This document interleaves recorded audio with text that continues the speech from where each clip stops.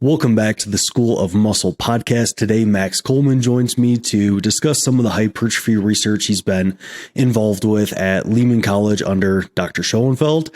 Max, thanks for coming on today. Yeah, thank you so much for having me, man. It's a real pleasure. And you kind of have been involved in a variety of studies in your kind of graduate work and everything. And I've had on some of your peers to discuss their research and stuff, but to kind of more specifically cover one that you've authored is a study on muscular adaptations in drop set versus traditional training. And you did a meta-analysis for this.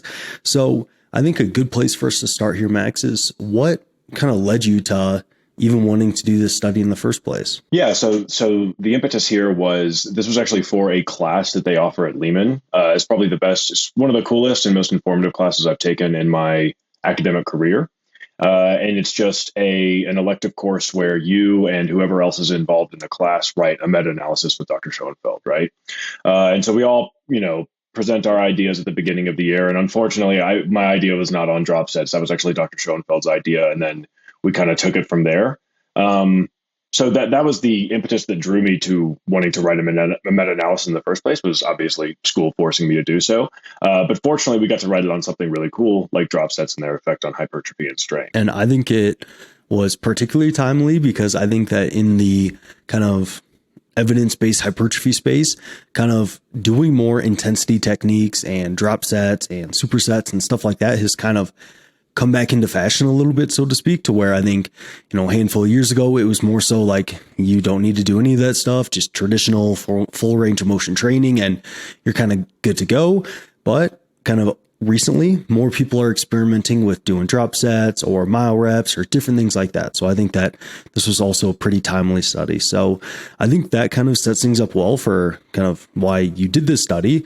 Now, I think it's good to kind of transition to what were kind of the methods of the study. What did you guys kind of want to compare and look at for the study? Yeah, so we followed pretty typical meta-analysis guidelines here, protocols here. And so for our inclusion criteria for the study, they had to be relatively healthy, they had to be apparently healthy individuals. The interventions had to last at least 6 weeks, and they had to directly compare either the hypertrophic or basic strength effects of drop set training versus traditional training, right? And I'm sure anyone watching the Ryan Solomon podcast knows what drop sets are. But for those of you who don't, you pick a weight that you can do, anywhere from, normal rep ranges at 5 to 30 reps with.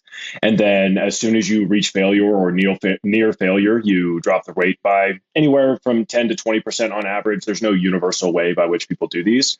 And then you perform more repetitions to failure. And then you can continue dropping and performing reps to failure. There's no real set number of drops or how much weight you should drop per drop set. Yeah, sorry, that gets a little confusing.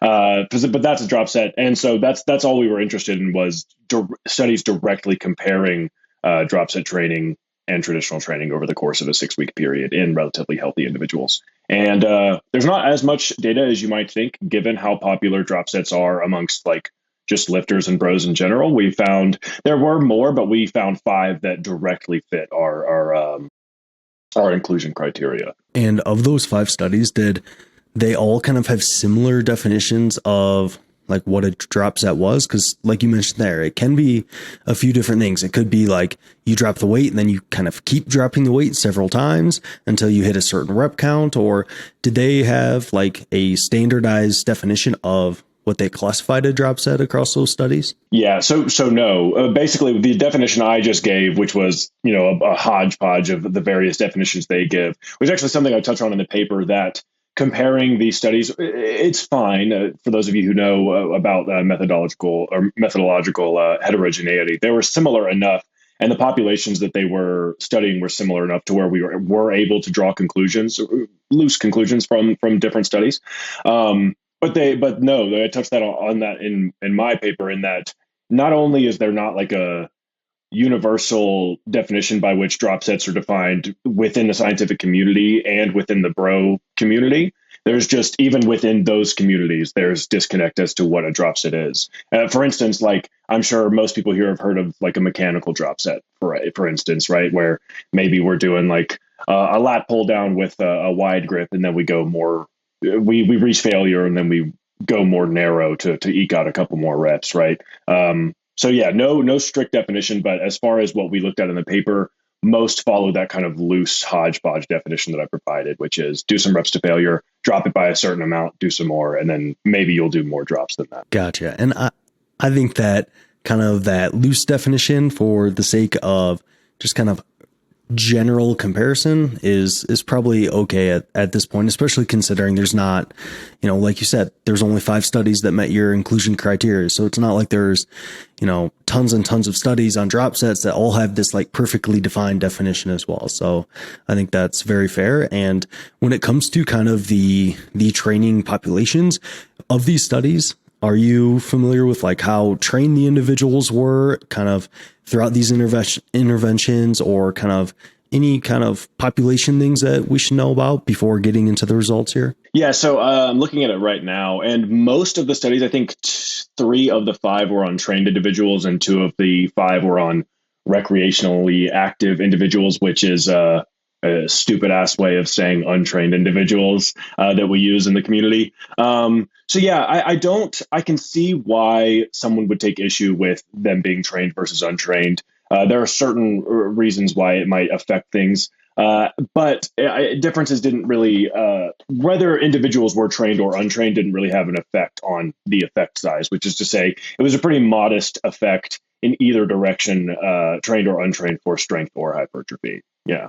And mostly young, healthy, active males as well. I want to make that clear too. And yeah, it usually the first comment I get usually when breaking down studies and stuff is like, this doesn't apply to trained individuals and stuff like that. So generally is why I usually kind of ask that question, but I would definitely agree that in certain situations, like you can make arguments for why a study should be done on untrained individuals versus more trained and stuff like that. And I think that the study, like you said, kind of has a mix of them. And I think that's just fine for kind of interpretation reasons. So kind of moving forward here into the results of the study, when comparing drop set training versus kind of more traditional training, what did you guys find when it comes to kind of hypertrophy? I know you guys also looked at different strength outcomes and stuff like that as well. So what were kind of the results here? So yeah, the results are unfortunately nothing super fun. I think it was like an effect size of like 0.07 for hypertrophy and 0.08 for strength, basically very small. So for those of you who don't know, effect size are usually measured as quantified as like point, or qualified, I guess. 0.2 would be considered small, 0.5 medium, and 0.8 or higher would be a large effect, right? And we found an effect of 0.08 in favor of drop sets, which is to say basically no difference whatsoever in hypertrophy or strength. There's obviously some caveats to that, which I'm sure you'll continue. We'll touch on here in a second. But basically, yeah, doing drop sets versus doing traditional sets, basically no difference as far as strength and hypertrophy is concerned. But an interesting finding is that some of the studies analyzed time, so the amount of time that the subjects were actually in the gym or in the lab training, and they did find a significant, or that the individuals doing drop sets trained significantly shorter on average than those doing the traditional sets, right? So theoretically, drop sets could be a much more efficient way of training for hypertrophy or strength, right? And there's caveats to that too, obviously, that I'm sure we'll get into. A lot of people might hear that and say, okay, well, then you shouldn't do drop sets. But I think kind of nice sidebar there is, well, they can be more efficient. And for everyday people that don't have, multiple hours a day to train, if they are under kind of large time constraints, which most of my clients are kind of general population clients that, have families and train early in the morning and other things going on, being able to get just more volume in less time is really valuable for us. So I think that is a super important takeaway here. And one thing with the results as well, that reading through your paper that I noticed, is that you guys also mentioned maybe some different kind of regional hypertrophy with the groups doing drop sets. Is there anything that we can kind of take away from that, or what do you think was kind of going on there? Yeah, so I think I may have mentioned this in the paper, but I'm not sure. I did write this paper well over a year ago, so I apologize if I'm a little fuzzy on it. But there were regional differences because of a one measurement that was done in the Barovic study, which was obviously one of the studies in our meta-analysis, where they found like a huge a 0.82 effect size. So like remember what I was saying earlier, 0.8 is considered very large, right? And they found a 0.82 effect size in favor of drop sets at 30% of the rectus femoris, right? Do I think that doing drop sets will have an effect on proximal hypertrophy in the rectus femoris? Probably not. I think a 0.8, given the rest of the data that we have suggesting a very, very modest effect size, I would assume it's very unlikely. I think it's probably due to chance. I mean, it's a little unsafe to say that because we don't have other data comparing regional effects of. Well, we have some, for instance, like Eanes et al. did regional effects as well, and they also looked at 30% of not the rectus femoris. I think it was like a conglomerate of the vastus intermedius and the rectus femoris. I could be wrong, but basically they found no difference proximally over drop sets, right? So I'm assuming that has to do with some sort of wash. And we did leave one and out analysis on that too. It didn't really affect the overall effect size for drop sets on hypertrophy either. So I'd be surprised if drop sets had a huge effect on regional hypertrophy, but maybe there's something there. I guess just more research is needed. Yeah. And I think in your paper as well, you kind of said just that, it's hard to come up with like a mechanistic rationale for why these drop sets would result in like large differences in regional hypertrophy. And like on its surface, I would definitely agree that it's hard to kind of think of a mechanistic reason for why this is the case. But, I guess without further research that studies just this, we don't really know, which is why you guys are out there doing this work. So, yeah, teasing out mechanisms from applied research is a fool's errand, and it leads to madness. And oftentimes I find that it can lead to pointing in the wrong direction, right? So you might tease out a mechanism for something that you find in a paper, and you pontificate on that in your discussion, and that may lead someone else to believe that they go run a study, and maybe it's because we're looking at the thing wrong in general. So I try to avoid teasing out mechanisms from applied research just because it's first of all above my pay grade, and then also just may in some instances be doing more detriments than good. Yeah. Yep. And even worse is when someone tries to like theorize about a mechanism for research and then they just kind of blindly apply it to their own training rather than. Yeah, exactly. Yeah. Going the other direction is probably it's just also bad. Yeah. Yeah. It's just they're probably not a great idea as far. I think the guys at Stronger by Science talk about being an empiricist over rationalist or logicist or something like that. But I think I tend to lean that way as well. Yep, absolutely. So with that, what are maybe some of those caveats that you kind of mentioned there regarding kind of the results of the study? What are maybe some other things that people should consider when it comes to kind of looking at what you guys found here? Yeah. So the biggest and kind of most obvious one is strength. Like drop sets are probably not a great way to improve your 1RM on the big three, right? And once that's me being a rationalist instead of an empiricist right there. So contradicting myself. But the reason being is because the loads used in our 5 studies were much lower, much lower, which means the repetitions were much higher on average. So I think one study, I think it was the Ozaki study that looked at high load training. They saw pretty significant strength increases in the traditional group over the drop set group. And that was just one of the only studies that was actually using like slightly heavier loads, which makes sense, obviously, right? You want to get stronger, you got to lift heavier weights, right? And then also, I think it was the Fink study. We left out their strength results because they did 12 RMs on a tricep extension. And unfortunately, that just didn't meet our inclusion because we were looking at basic strength. So basically, like, did your 1 rep max to 3 rep max improve, right? And so we had to leave that out, but they also saw pretty substantial increases in strength in the traditional group over the drop set group. So I think that if you're looking to get as strong as you possibly can, drop sets probably aren't your best bet. Now, I was just listening to the dudes at Data Driven Strength. There's a great podcast, if you guys haven't heard of it, talking about this paper. And they were talking about how it's possible. I would love to see research looking at the effect of doing like a really, really heavy, in the 5-ish rep range for your first initial set, followed by a bunch of drops. maybe that could act as some really time efficient way of doing back down sets, which we know powerlifters do a lot. Though obviously very difficult to do for things like the bench, the squat, the deadlift, right? So that kind of lends itself to like it just not being super effective or a great idea for like the lifts that we actually care about increasing strength on, right? No one's like, yeah, I'm really just trying to get my chest press machine 1RM up. But anyway, sorry. So yeah, there's a caveat there. Obviously, as far as strength is concerned, they just weren't looking at very heavy weights on average, and when they did, we saw a benefit, right? So perhaps if you're really interested in improving your 1RM strength, you're probably just not going to be using drop sets or worried about being really time efficient in general. But I think there is a reason to believe that maybe doing a really heavy first set followed by a couple of drops in whatever exercise we're talking about, that makes sense, i.e. not deadlifts, squats, or bench press, right? It might be pretty beneficial, a time efficient way of increasing strength and accumulating some volume as well. So that's the caveat to the strength, obviously. And the caveat to the hypertrophy is a little bit more speculative because there's less to draw on in that we just didn't see much of a difference at all. There are some that believe, so I know Dr. Ezertel from RP talks a lot about us getting good at like metabolite flushing. We get like kind of like this adaptive resistance to metabolite type training. I'm not super convinced of that. But there are other reasons why I think that maybe over the long term, drop sets aren't a wise decision. We can talk on that if you want, but I also just said a lot about strength if you want to talk about that. Yeah. So just kind of touch on the strength aspect real quickly.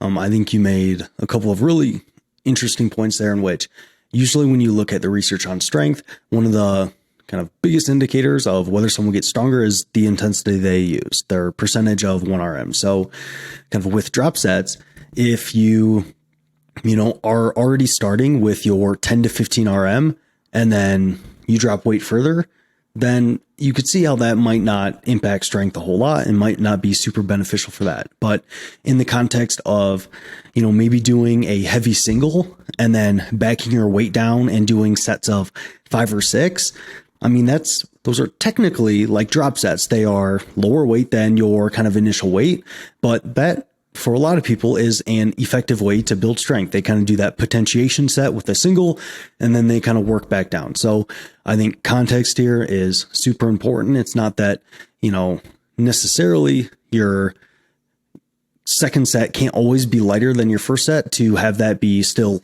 improvements in strength.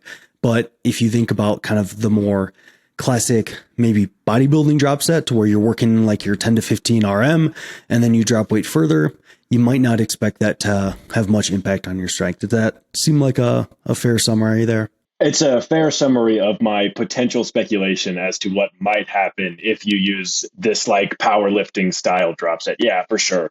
Because I mean, powerlifters.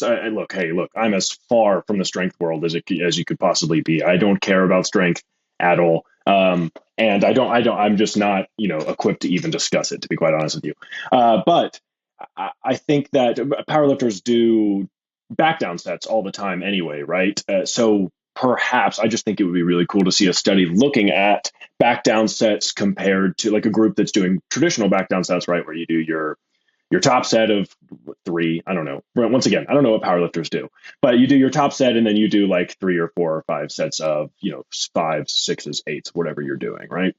And I just think it'd be really cool to look at a study where, say, they compare a powerlifter doing their traditional back down sets with a powerlifter doing back down sets, but in a drop set fashion, right? So drop sets, I think they talk about this in a book I read, I think by Mike Israel, so probably the RP, the Hypertrophy Principles book, right? Where a drop set is literally just a combination of a down set and a superset. So you're basically supersetting a down set, which is what a drop set is, right? And I just think that might lend itself to a really efficient way of training for strength. Yeah, maybe. We'll see. Hopefully someone runs a study on that. There's a thesis idea for anyone in their master's right now. Absolutely. Cool. And then regarding hypertrophy, you're kind of going on there to where, you're not totally convinced that the clearing of metabolites is, a particular good reason to not do this kind of drop set style training, but you're kind of continuing there a little bit with kind of the caveat to hypertrophy. Is there more you wanted to add there? Yeah, so basically what I was saying, it might be that we do just get really efficient at flushing metabolites, so this metabolite style training just isn't that great. That's a theory that's been proposed. I'm not super confident on that. I haven't seen enough literature to make me think that that's the case. But there are other reasons why I think drop sets might not be great for hypertrophy as a kind of like standalone way of training. And Mike Zordos touched on this when he talked about this paper in Mass. And he did a phenomenal job. He did a better job than I am talking about my own paper. So defer to that if you guys have any questions. But basically, he was talking about how it's just not a standalone way of training. So, I mean, it's not a way that anyone would just train all the time. And there's a couple reasons for that. One, for those of you who have done drop set training, it sucks. It's fun. It's really fun for like the masochistic weirdos like Ryan and I who've dedicated our whole lives to training, but it's a pretty painful thing. And I think it was Fink who did look at session RPE, and they reported like a 7.7 out of 10, obviously RPE, compared to like a 6.3 or something like that. So a pretty substantial increase in RPE for volume equated and for the same results, right? So these people were torturing themselves to get essentially the same results as the individuals who were training. They were torturing themselves for a shorter period of time. They were still torturing themselves, right? So it can be really painful. And then also, we know that you get worse at kind of like approximating proximity to failure, at predicting proximity to failure in higher rep ranges compared to lower rep ranges. And Zordos actually touched on this in his paper too, saying that you're probably more likely to go to failure with drop sets. And I would probably pull back on that and say the opposite, in that, at least for me anecdotally and for those that I've trained with and my clients, that especially on that second drop or third drop, if you're doing it, your people aren't going as close to failure as they may think because it burns so much. The thing that's stopping you from doing the set is usually the pain sensation of the burn in the muscle, not so much actually that you're like reaching true failure. So for instance, like anyone who's done a set of 8 on bench versus a set of, or let's just even use the same exercise, anyone who's done a set of like 10 for lateral raises and someone who's done a set of 25 for lateral raises, the likelihood is that you're probably just closer to failure at 10. And the only reason I say that there's nothing magical about 10s or 30s. I don't want it to get misconstrued here, but we just typically cut off those higher rep sets because of pain rather than an actual like concentric muscle failure, right? So I think that using drop sets alone, unless you are like, you have a team of research assistants yelling at you with stopwatches, you're probably just not going to be training as hard as it even feels like you're training, because it feels like you're training harder. The RPE is usually higher, plus you might not be reaching failure as much. So it's just one reason why I think it probably shouldn't be your standalone way of training. Now, if you're someone who's this is kind of geared towards people who are interested in maximizing results, right? I assume most people listening to a podcast about training are interested in like quote unquote optimization, right?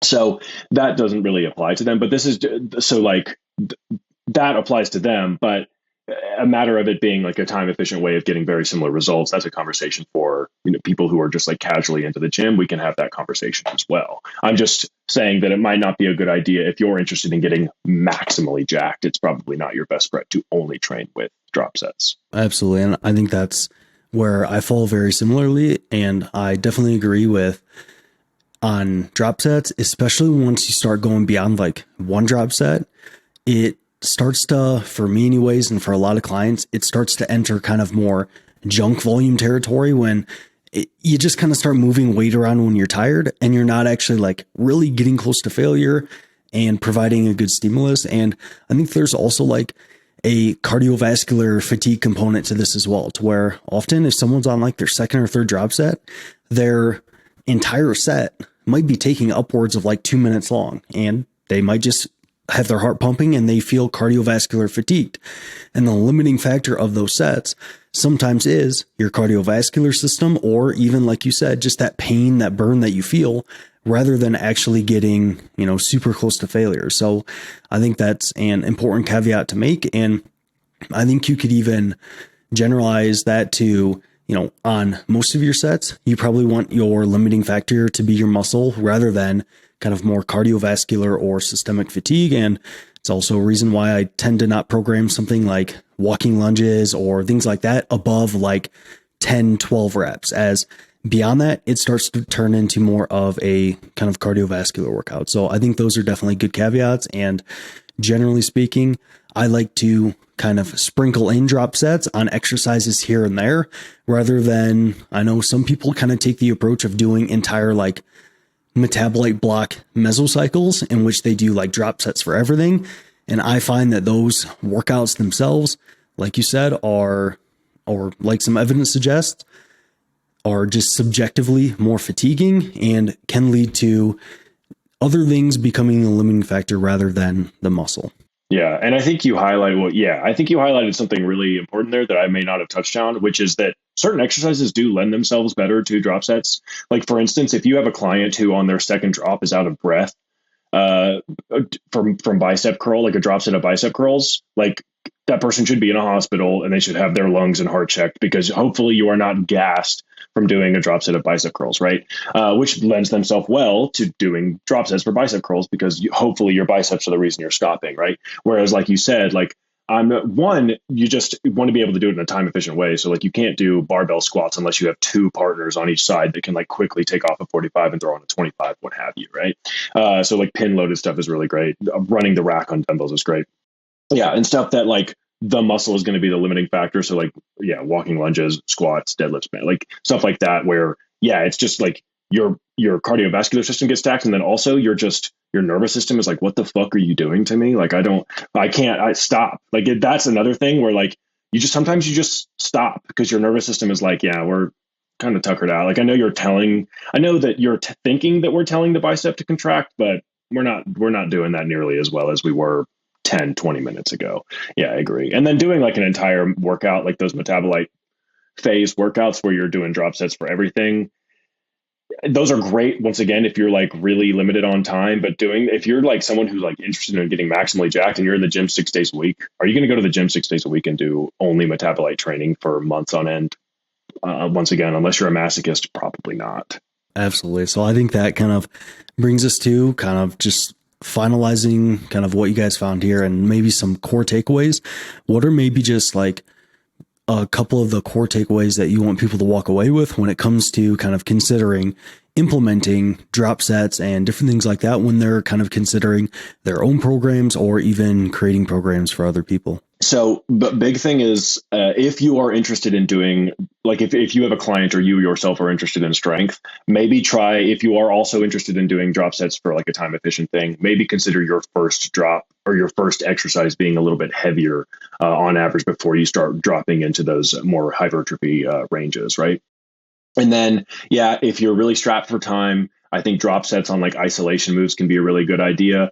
This has nothing to do with a paper, but I actually heard Eric Helms say this on on Dr. Swoll's podcast. If you're someone who's really strapped for time, your best bet is probably like antagonistic supersets for your bigger movements, and then like these drop sets for more isolation stuff. So you start your workout with a row to a superset to a bench press or chest press or something like that, and then to finish off your workout, you do some curls and some tricep extensions. There's your upper body day. In a super time efficient way. However, if you're interested in maximizing getting jacked or maximizing getting strong, drop sets might be something that you use as a tool in your tool belt rather than, your primary way of training. That's kind of the big takeaway, which is basically just me restating what I've said the entire time. Absolutely. Cool. Well, I know you've got some other current research going on right now that's pretty interesting. Is there kind of anything that you can give us right now of what we can look forward to kind of in the future, or anything that you're looking forward to in the future when it comes to kind of research in kind of this hypertrophy space? Yeah, so I just wrapped my thesis actually, which is really exciting. So we finished data collection and data analysis a couple weeks ago, like a week or two ago, and I actually have my defense on next Tuesday. So about a week from today, which is really, really exciting. And that was on deloads actually. So I'm sure everyone in this podcast has heard about deloads. If you haven't, it's just a period of reduced training volume with the hopes of potentiating better adaptations in subsequent training cycles, right? That's a very loose, crude definition. So we were interested in testing to see that if that actually is the case, that potentiation effect, because there's not a lot of research just out there in general on deloads. We have some detraining studies, and one really cool study by Van et al. Out of Auburn, where they looked at deload, like a deload paradigm, but unfortunately they did it at the end, so that we weren't really able to see any potentiating benefits from that. So we basically had two groups, one that trained for 9 weeks straight, twice a week, lower body exercises, and then another group that trained for 4 weeks, took a week off completely in the middle, and then came back and trained for 4 more weeks. And unfortunately, even though we have the data on it, I don't feel comfortable talking about it just because it hasn't, gone through peer review. It hasn't been published or anything like that. So I won't talk about it, but really exciting stuff. And I'm super excited to talk about it when it actually comes out. So maybe we'll have another episode talking specifically about that study when the results come back. Yeah. And then other research just in general. Yeah. I mean, it's a really exciting time. I'm sure we're about to start seeing a lot cooler stuff, or a lot more cool stuff with regards to like lengthened partials and stuff like that, really getting a clearer picture about this whole distal hypertrophy that might be there might be something to that. So we're really excited about that as well. And then there's also a really cool study coming out of Auburn by Plotkin et al. Looking at differences in like hip thrust versus squats for glute hypertrophy. So that's another one to look out for as far as big impact is concerned. Awesome. Well, I'll definitely be keeping my eye out for those, and you better believe I'll be having you on again to talk about deloads and kind of what you guys find there. I know I've got a ton of clients that are hoping that you guys do not find any benefit whatsoever from doing deloads because they absolutely hate it. So it'll be interesting to hear what you guys kind of find there. So with that, thank you so much for coming on today, Max. If people want to kind of follow what you're doing and stay up to date, when this deload study comes out, they want to see you kind of posting about it and stuff, where can they kind of follow you online? Yeah, so I'm on Instagram. You just type in Max Coleman, it'll come up, but I'm Coleman et al. So Coleman.et.al. And it should be the first one that comes up. And it's just mostly videos of me doing mediocre lifts on a silly little tripod. Yeah. And then for the real nerds out there, if you're on ResearchGate, you can follow me or follow my updates. I'm not really sure how that stuff works, but that's just Max Coleman, I'm pretty sure. Yeah. Awesome. Well, thank you so much for coming on today, Max. Of course. Thank you so much for having me.